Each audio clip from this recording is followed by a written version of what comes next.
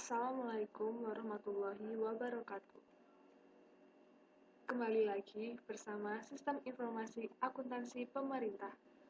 Pada kesempatan kali ini, kita akan membahas topik yang sangat menarik, yaitu siklus dan modul penganggaran. Sebelum itu, presentasi kali ini akan dibawakan oleh Nadia Nurrahma absen 16, Nova Nugroho absen 18, dan Siti Aulia Safitri absen 27. Baik, langsung saja masuk ke materi. Yang pertama, yaitu mengenai dasar hukum tentang penyusunan APBN. Ada banyak sekali peraturan yang mengatur tentang penyusunan APBN. Salah satunya yaitu 1. Undang-Undang Nomor 17 Tahun 2003 tentang Keuangan Negara. Kedua, Undang-Undang Nomor 1 Tahun 2004 tentang Perbendaharaan Negara. Dan masih ada banyak yang lainnya. Selanjutnya, kerangka teori. Penganggaran itu adalah sebuah kata kerja yang memiliki arti proses mengintisarkan rancangan pengeluaran dan penerimaan keuangan selama jangka waktu tertentu.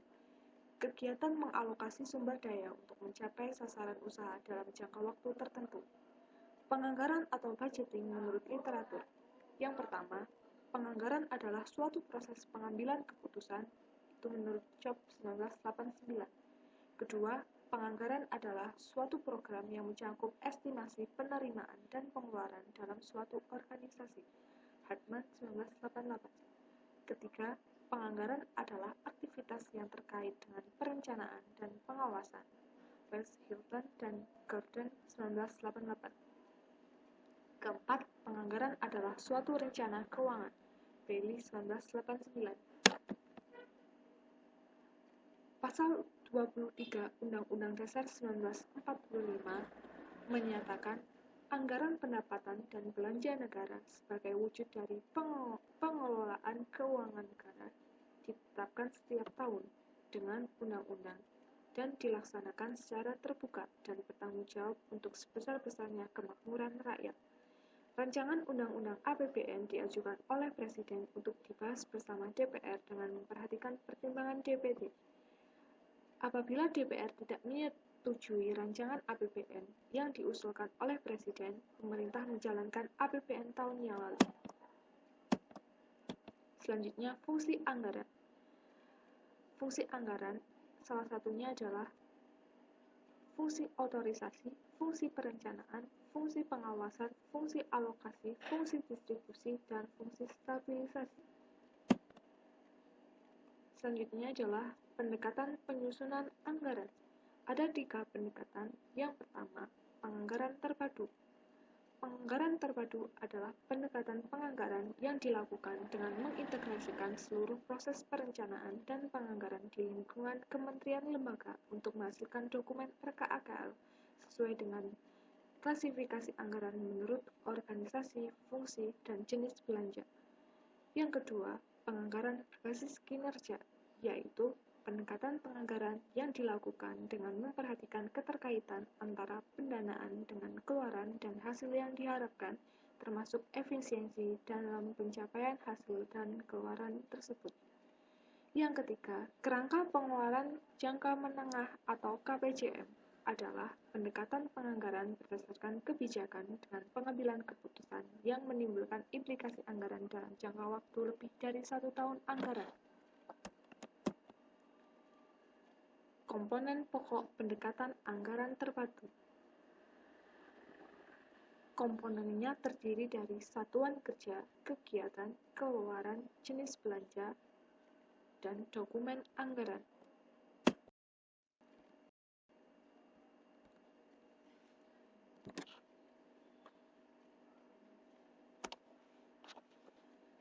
Struktur RKAKL. Struktur RKAKL mencakup satker, program, kegiatan, output, sub-output, komponen, subkomponen, akun, dan detail. Berikut penjabaran dari struktur RKAKL. Satker, unit yang bertanggung jawab terhadap pelaksanaan kegiatan untuk mencapai keluaran atau output kegiatan.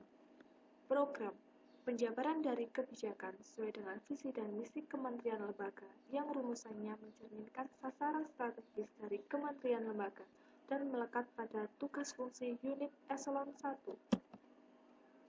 Kegiatan unit yang bertanggung jawab terhadap pelaksanaan kegiatan untuk mencapai keluaran atau output kegiatan. Keluaran atau output merupakan keluaran akhir dari suatu kegiatan yang bersifat spesifik dan terukur yang berupa barang atau jasa dan diarahkan untuk mendukung pencapaian outcome dari suatu program. Sub-output merupakan bagian dari suatu keluaran yang mendukung pencapaian output di level atasnya. Komponen merupakan struktur input berupa tahapan yang diperlukan dalam pencapaian output atau sub-output. Subkomponen merupakan struktur input berupa tahapan yang diperlukan dalam pencapaian output atau sub-output. Akun merupakan kodifikasi pengeluaran atau penerimaan pada pos tertentu yang menunjukkan jenis belanja.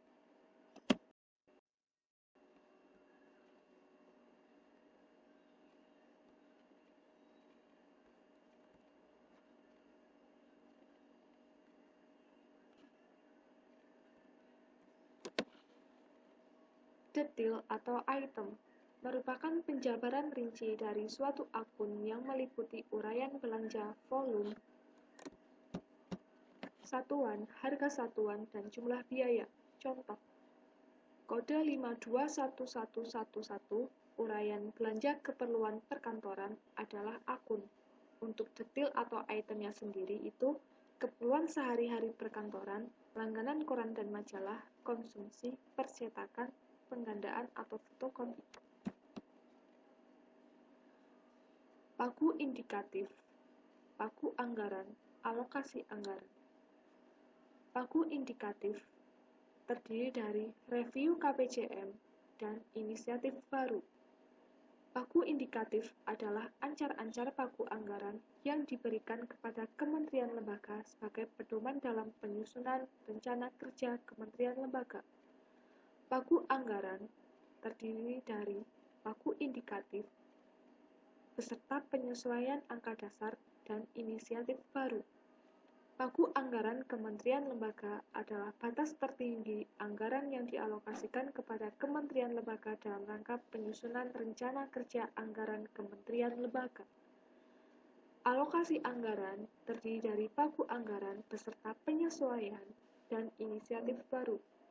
Alokasi anggaran kementerian lembaga adalah batas tertinggi anggaran pengeluaran yang dialokasikan kepada kementerian lembaga berdasarkan hasil pembahasan rancangan APBN yang dituangkan dalam berita acara hasil kesepakatan pembahasan rancangan APBN antara pemerintah dan DPR.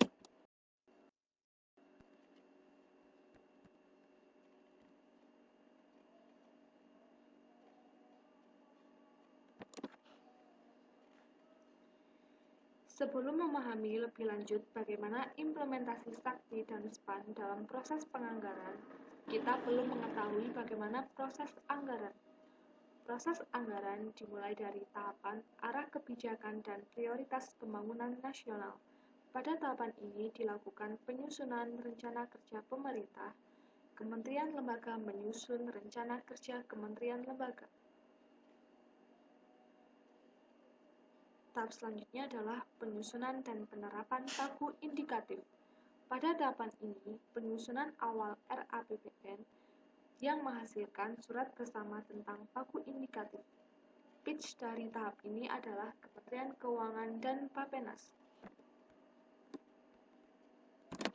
Setelah itu, dilakukan tahap penetapan RKP atau Rencana Kerja Pemerintah. Pada tahapan ini, hasil pembahasan di DPR menjadi masukan untuk penyusunan APBN. Kementerian lembaga menyusun rencana kerja kementerian lembaga dan dikaji di DPR. Pitch dari tahap ini adalah Kementerian Keuangan, Bappenas, dan DPR RI. Selanjutnya, tahap penetapan pagu anggaran. Tahap ini dilakukan penyesuaian dan penyusunan RKAKL oleh Kementerian Lembaga. Kementerian Lembaga, Kementerian Keuangan, dan Bappenas melakukan penelaah RKA-KL.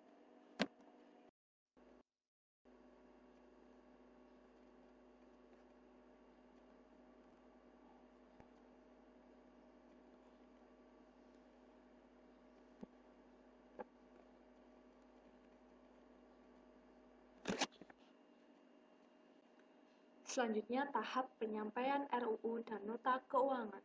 Pada tahapan ini dilakukan pembahasan RAPBN di DPR sampai bulan Oktober.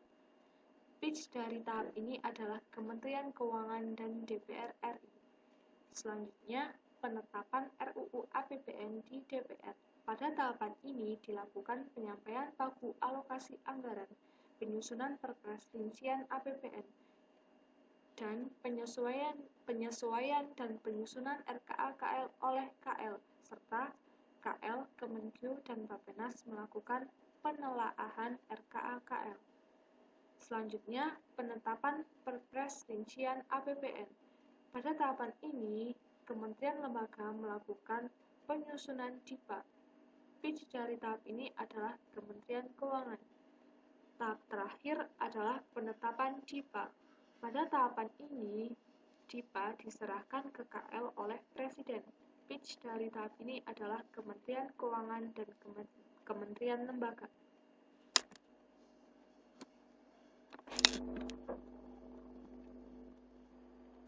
Baik, untuk kali ini saya akan menjelaskan mengenai 3 format aliran dalam modul penganggaran.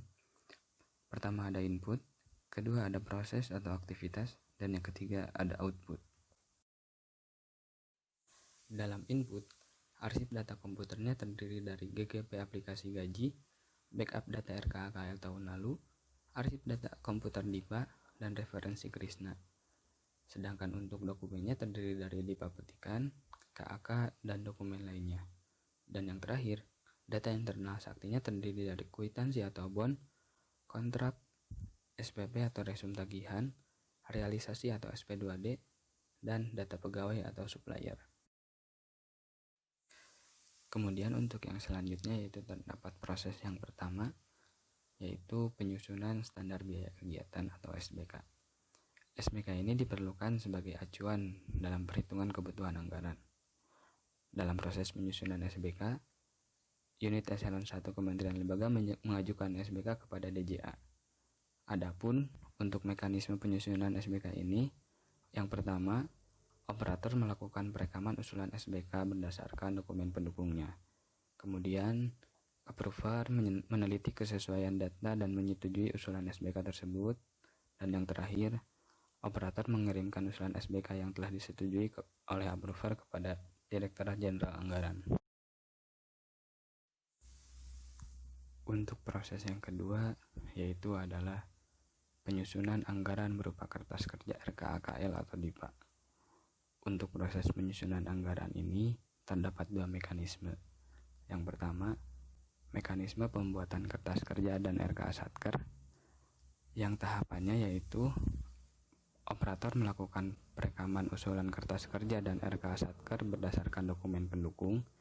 Kemudian approver meneliti kesesuaian data usulan kertas kerja dan RKA Satker dengan dokumen pendukung. Dan yang terakhir, data usulan kertas kerja dan RKA Satker yang telah disetujui oleh approver tadi akan secara otomatis terkirim kepada pengguna unit eselon 1. Sedangkan untuk mekanisme yang kedua, yaitu melalui mekanisme pembuatan RKA-KL unit eselon 1. Untuk tahapannya, pertama, operator melakukan penyusunan usulan RKA-KL unit eselon 1 dengan menginput data baru atau melakukan salinan data antar Satker di bawahnya. Kemudian, approver meneliti kesesuaian data RKA-KL unit eselon 1 dengan dokumen usulan kertas kerja dan RKA Satker. Dan yang selanjutnya, data usulan kertas kerja RKA unit eselon 1 yang telah disetujui approver tadi akan otomatis juga terkirim pada pengguna level Kementerian Negara atau lembaga. Proses yang ketiga yaitu standar struktur biaya, yang mana merupakan batasan komposisi biaya tertentu atas suatu keluaran, kegiatan, program tertentu yang ditetapkan oleh Menteri Keuangan sebagai acuan dalam menyusun RKA-KL. Untuk prosesnya itu sendiri, Operator unit eselon 1 Kementerian Lembaga melakukan proses validasi atas standar struktur biaya berdasarkan data usulan kertas kerja dan RKA Satker. Dan proses validasi ini dilakukan dengan membandingkan kesesuaian antara pencatatan data belanja dengan standar struktur biaya. Untuk proses yang keempat, yaitu kerangka pengeluaran jangka menengah. RKAKL digunakan sebagai perhitungan kerangka pengeluaran jangka menengah perkiraan maju tahun pertama, kedua, dan ketiga. Dan untuk perhitungan ini dilakukan secara otomatis dalam proses KPJM pada Sakti. Proses yang kelima yaitu rencana penarikan dana. Merupakan rencana penarikan kebutuhan dana yang ditetapkan oleh KPA untuk pelaksanaan kegiatan Satker dalam periode 1 tahun. Satker ini melakukan penyusunan rencana penarikan dana bulanan dalam 1 tahun anggaran. Dan proses yang keenam yaitu rencana penerimaan dana. Merupakan rencana penyetoran penerimaan dalam periode 1 tahun. Dan rencana penerimaan dana ini disusun berdasarkan jenis-jenis penerimaan yang diperkirakan dapat diterima. Dan yang terakhir, proses yang ketujuh yaitu adalah revisi anggaran dan revisi anggaran. Terdapat 4 mekanisme dalam revisi anggaran dan revisi anggaran ini.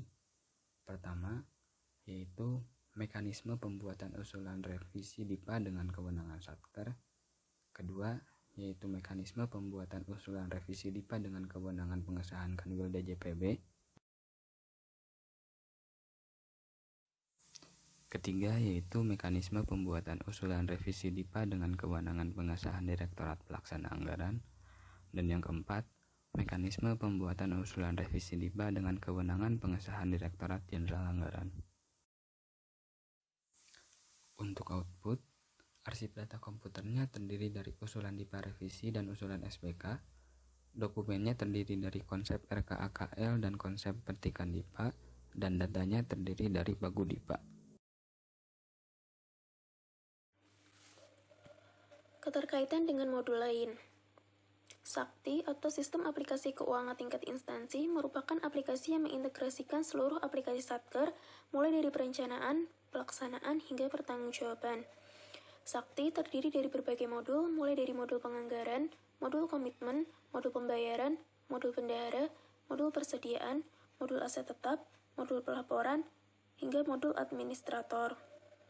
Dilihat dari gambar, Sakti memiliki keterkaitan dengan berbagai aplikasi, mulai dari SAS atau Statistical Analysis System, yang merupakan program komputer untuk analisis statistika. SAS merupakan bagian dari modul komitmen dan modul pembayaran. Kemudian ada POK atau petunjuk operasional kerja, ada TPNPP, merupakan suatu aplikasi untuk merekam data target penerimaan negara bukan pajak pada setiap kementerian atau lembaga, ada RKAKL DIPA, ada KPJM atau kerangka pengeluaran jangka menengah, ada GPP atau gaji PNS pusat, merupakan aplikasi yang membuat dan memuat data gaji pegawai, dan yang terakhir ada Krisna, kolaborasi perencanaan dan informasi kinerja anggaran. Merupakan aplikasi e-planning yang diinisiasi oleh Bappenas, Kementerian Keuangan, dan Kementerian PAN-RB. Kemudian ada SPAN, terdiri dari modul-modul yang dapat dikelompokkan ke dalam 3 proses. Yang pertama, perencanaan anggaran, terdiri dari budget preparation atau modul penyusunan anggaran. Kemudian ada pelaksanaan anggaran, terdiri dari Management of Spending Authority atau modul manajemen DIPA, Commitment Management atau modul komitmen, Payment Management atau modul pembayaran, Government Receipt atau modul penerimaan negara, Cash Management atau modul manajemen cash. Yang ketiga ada akuntansi dan pelaporan, terdiri dari General Ledger and Chart of Account, merupakan modul buku besar dan bagan akun standar, dan modul pelaporan atau reporting.